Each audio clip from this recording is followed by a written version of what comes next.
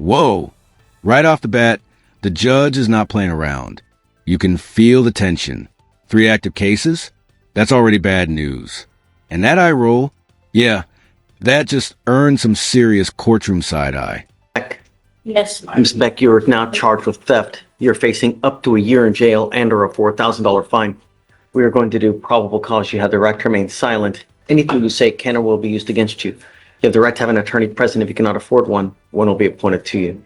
Judge, can I get the case number, please? 255-3536.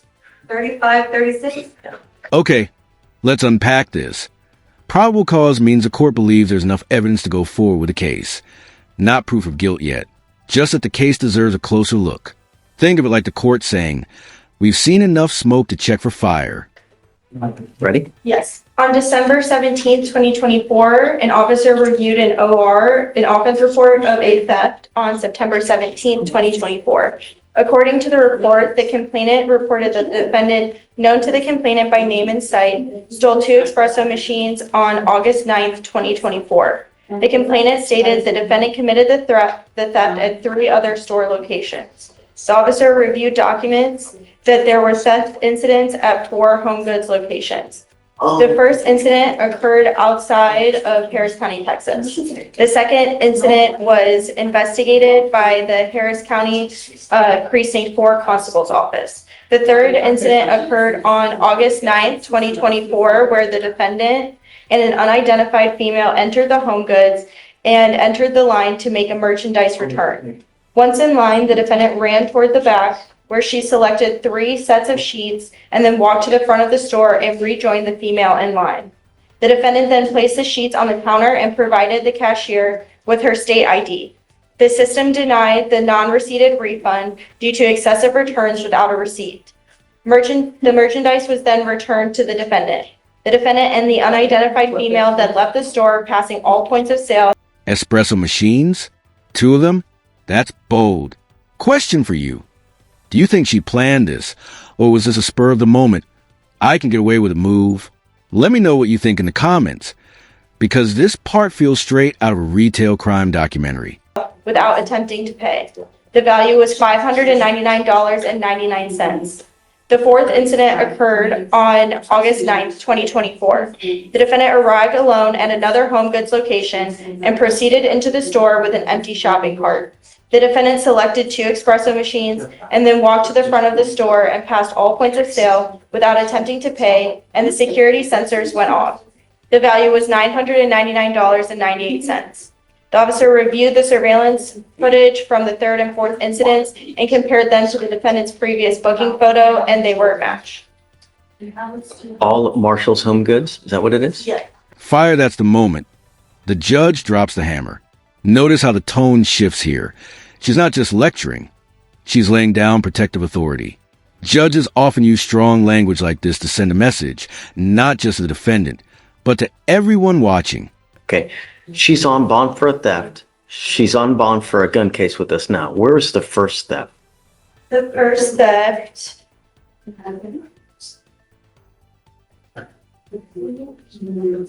is from a Walmart judge. $121. Ms. Beck, I'm going to find that there's probable cause to go forward with the case, and I'm going to tell you now, I will do everything in my power to protect every person, place, thing in this county. And if I have to put you in custody and make your bond $50,000 because you continue to become a danger to our city, I will do it in a heartbeat. Do you understand me? I'm ordering you not to go to any Walmart, any Marshall's, HomeGoods, in anywhere. And I'm going to put a GPS monitor on you so I know where you are at all times. You are not to consume alcohol or illegal drugs. And I'm sending you now for a test so I know what, if anything, is in your system. You're to test, and then you're to come right back. Do you understand? Yes, sir. Do you have a job at this time? What do you do for a living? I'm a reservationist. Okay. I want proof that you have a full-time job because that is now a condition of your bond as well. I want to make sure that you're working full-time as well. And Your Honor, the defendant is also a complainant in this court as well. I need to bring up, we've reassigned these cases so that we can deal with it, and so it's on separate prosecutors. Like, I have the other defendant's case assigned to me, and Abigail is assigned this case. I mean, She's you listed guys are, as Let's pause. What's a PR bond? That stands for personal recognizance. Basically, it means you get out of jail without paying just on your promise to show up. Sounds nice, but it's only given when the court trusts you. After multiple theft charges? Yeah, that's not likely happening today. So she is listed as the complainant in a separate case also in Court 5. in what regard? So she, Like in an assault or something like this, of this nature? yes, it's an assault, Your Honor. And to. Okay, so you got, I mean, you divvy it up how you want. Yes. Yes. Because I don't want her to pick up fourth case. Right, No, we just want to Sure, make you that- aware, Your Honor. yes. I'm also ordering you not to be in possession of any weapons. Do you understand? These are your bond conditions. You violate these conditions, I'm going to revoke all of your bonds and I don't understand why you're having attitude. You have now 3 cases. You're rolling your eyes as if you have some kind of, we need to talk about bond. What do you suggest as far as a bond in this case, on the newest theft case? We would suggest a surety bond on the case, Judge, and leave it up to your discretion in terms of amount, but I don't think a PR bond would be appropriate here. Well, if you do make it a surety bond, we could ask for it to be low. She did show up here on her own volition today. And I think she's, at least for today, showing the right attitude about how to handle this from here on in. Set your bond at $2,500. Cash a surety.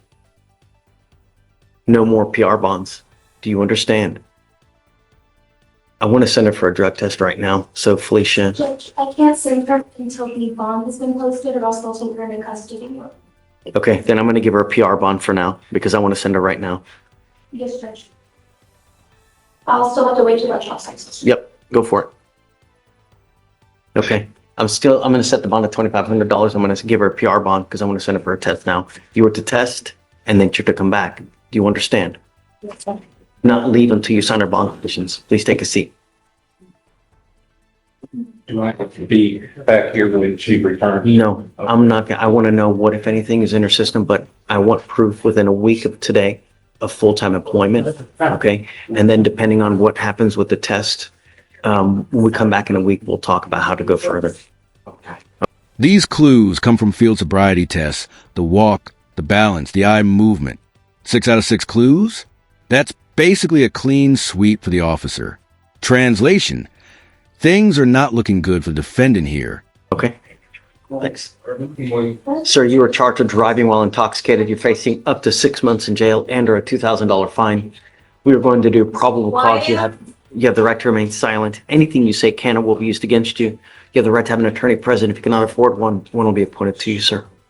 Sorry, Your Honor, I think I got the wrong cause number. It's 2-555-746. On March 15th, 2025, at approximately 2:15 a.m., the officer observed the defendant's vehicle failing to maintain a single lane of traffic. They also observed the vehicle to signal a lane change, failed to signal a lane change multiple times. A traffic stop was then conducted. The vehicle pulled over and the officer made contact with the defendant, the driver, and sole occupant of the vehicle. The officer observed a strong odor of alcohol on the defendant's breath and person. The officer then had the defendant step out, and they observed the defendant to have red, glassy eyes and be unsteady on his feet. The defendant stated that he had 1 beer at a friend's house.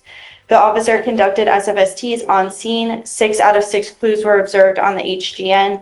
4 out of 8 clues were observed on the walk and turn, and 1 out of 4 clues were observed on the one-leg stand.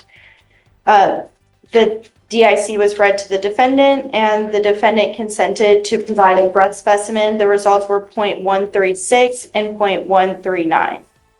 What was the stop for again? The stop was at 2:15 in the morning. He was failing to maintain a single lane of traffic, and then he also failed to signal a lane change multiple times. All right, Mr. Turrubiates, I'm going to find that there's sufficient probable cause to go forward with your case. Can you run him to see if he has any prior DWIs, please, and a license? He does have a license and insurance, Your Honor, no prior history. No prior DWIs. All right. I am ordering you as a condition of your bond not to consume alcohol, illegal drugs, unprescribed controlled medication. I'm going to randomly test you. If I find that you're using, your bond will be revoked. You will go to jail. No more PR bonds. Do you understand? Yes, sir. Because you have a lawyer, I will waive your appearance. You don't have to waste your time coming to court, but you must stay in touch with counsel and he'll tell you if and when you have to come back to court. If he tells me he can't get a hold of you, you pick up a new case, you drive without a license, or it's not going to go well. Do you understand? Yes, sir. Okay. I'll have you sign a receipt of Victoria. You'll get with Felicia for your bond conditions and you guys are free to go. Thank you, Your Honor. Thanks. May I have excuse? Take care. Morning, Judge. Good morning. How's it going? Good. How are you doing? Yeah. I have David Duran on the docket, Okay. and if the court has the time, I'd like to address the probable cause. Okay. Absolutely. Of course. Are you ready? Yes. Okay, please. On January 11th, 2025, an officer was on patrol and observed the odor of marijuana and a male to be smoking in a motor vehicle nearby the 8,700 block of Lazy Brook Lane. The officer activated his emergency lights and positioned himself behind the motor vehicle and made contact with the defendant. The officer had the defendant step out of the motor vehicle and advised the defendant that he had been observed smoking marijuana. The defendant stated he was smoking marijuana inside the motor vehicle because he did not want to smoke inside his friend's home. The officer observed the strong odor of marijuana. A probable cause search was conducted of the motor vehicle, and the officer observed small crumbs of a green leafy substance known to be marijuana based on training and experience at the bottom of the center console of 0.37 grams and a small marijuana joint in the ashtray of the cup holder. The officer observed an unholstered black Glock handgun laying in plain view on the back seat floor. The defendant stated the handgun belonged to him.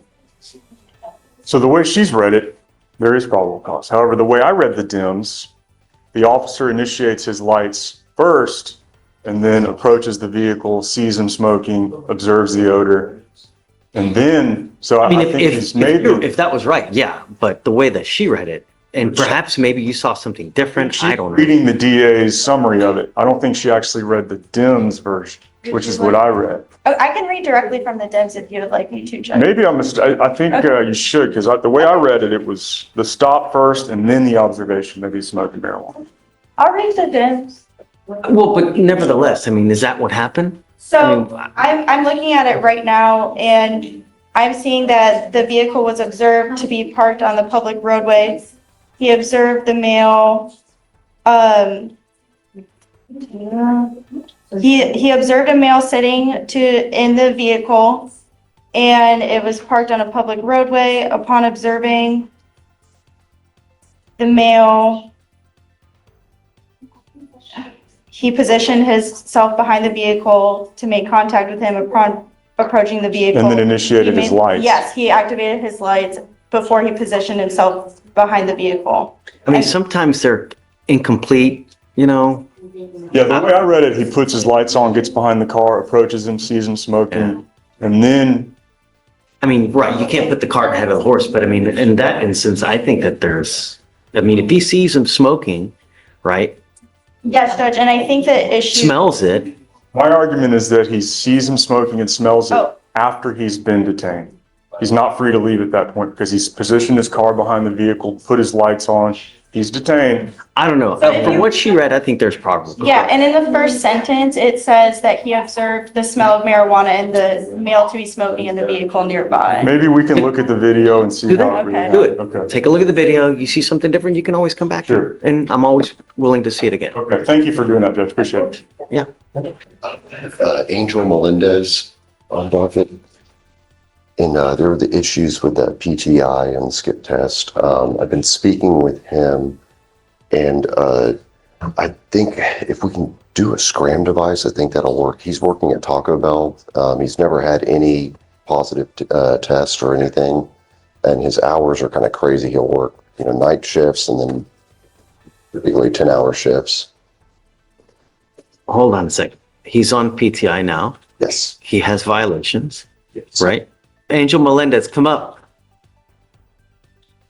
I don't know if it depends on how well he's been doing, what he's been doing, if he's done anything. Yes, I know. I'm not going to just blindly reset someone if he's not done anything, Mr. Melendez, you were placed on the diversion program and you're here now because there are violations. What's going on, Shatori, with Mr. Melendez? Well, they aren't asking for an extension. They're just making the court aware that he's averaging 1 to 15 skip tests each month. The probation officer has talked to him about it, and he's saying it's because he forgets due to his work schedule. He's currently enrolled in IOP, and he has to complete the DWI education and cleaning duties. And he's set to do that on March 26th. Okay, I'll agree with you. We'll put the scram on him now. I think that'll solve. Failed to pay for it. If the battery goes dead, so will this case. I'm not going to entertain anything else. You have any more violations, that's it. Do you understand? You will be put to trial.